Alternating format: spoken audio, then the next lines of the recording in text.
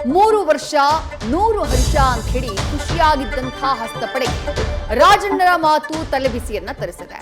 Siddaramaiah ಕೆಳಗಿಳಿದ್ರೆ Parameshwar CM ಆಗಬೇಕು ಎಂದ ಮಾತು ಕಿಡಿಯನ್ನ ಹೊತ್ತಿಸಿದೆ. ಹಾಗಿದ್ರೆ ಸಿಎಂ ಕೆಳಗಿಳಿಯೋಕೆ ರಾಜಣ್ಣ ಬಯಸ್ತಾರಾ ಅಂತ ಹೇಳಿ ಡಿಕೆ ನಾಜೂಕಾಗಿ ಕೌಂಟರ್ ಕೊಟ್ಟಿದ್ದಾರೆ. ದಿನೇ ದಿನೇ ಕುಮಾರದ್ವಯರ ಸಮರ ತೀವ್ರವಾಗ್ತಾ ಇದೆ. ಇವತ್ತು ಬಿಡದಿ ಟೌನ್ಶಿಪ್ ನಿರ್ಮಾಣಕ್ಕಾಗಿ ರೈತರ ಮನವೊಲಿಸಿದ ಡಿಕೆ ಕುಮಾರಸ್ವಾಮಿ ಅವರ ಪಂಥಾಹ್ವಾನವನ್ನ ಸ್ವೀಕರಿಸಿದ್ದಾರೆ. ಬೆಲೆ ಏರಿಕೆಯನ್ನ ಪ್ರಶ್ನಿಸಿ ತಮ್ಮದೇ ದಾಟಿಯಲ್ಲಿ ಕಣಕ್ಕಿದ್ದಾರೆ. ಮೆಲೋಡಿ ಎಲ್ಲೆಲ್ಲೂ ಇದೆ ಗುಣಗಾನ. ಇಟಲಿ ಪ್ರಧಾನಿ ಮೆಲೋನಿಗೆ ನಮೋ ನೀಡಿದಂಥ Melodi gift talk of the ಜಾಲತಾಣ ಆಗ್ಬಿಟ್ಟಿದೆ. ಆದ್ರೆ ಇದು ರಾಹುಲ್ ಗಾಂಧಿ ಕೆಂಗಣ್ಣಿಗೆ ಕಾರಣವಾಗಿದೆ.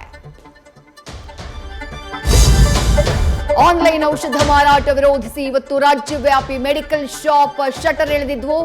ಅದರಲ್ಲಿ ಕೆಲವು ಪೂರ್ಣವಾಗಿ ಬೆಂಬಲಿಸಿದ್ರೆ ಇನ್ನೂ ಕೆಲವರದ್ದು ನೈತಿಕ ಬೆಂಬಲವಷ್ಟೇ. ಬಾಗಲಕೋಟೆ, ಬೀದರ್ ಸೇರಿ ಹಲವೆಡೆ ಜನರಿಗೆ ಪ್ರತಿಭಟನೆಯ ಬಿಸಿ ಕೂಡ ತಟ್ಟಿತು.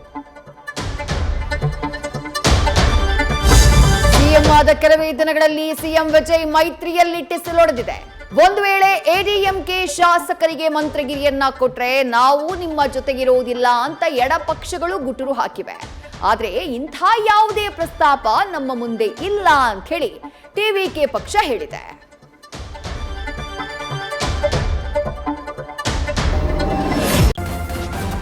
ನ್ಯೂಸ್ ಫಸ್ಟ್ ನಿರ್ಭೀತಿಯಿಂದ ನಿಮ್ಮ ಪರವಾಗಿ.